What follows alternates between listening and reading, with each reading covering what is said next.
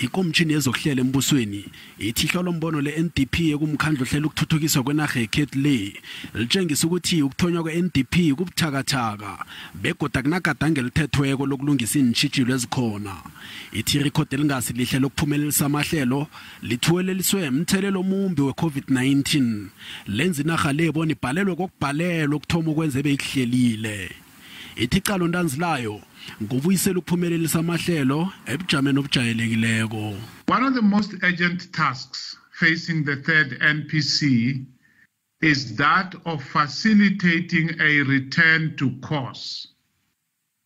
In recentering the NDP as the main developmental plan of the country, we will work towards a realignment and a cohering of all key national plans.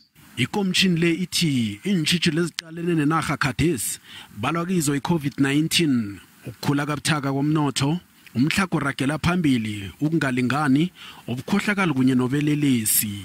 One of the shortcomings that they identified through this discussion was the incapacity of the state to implement the proposals of the NDP. This often combined with poor leadership that pay lip service to the NDP without understanding its scope has acted as an obstacle to implementation of the developmental objectives.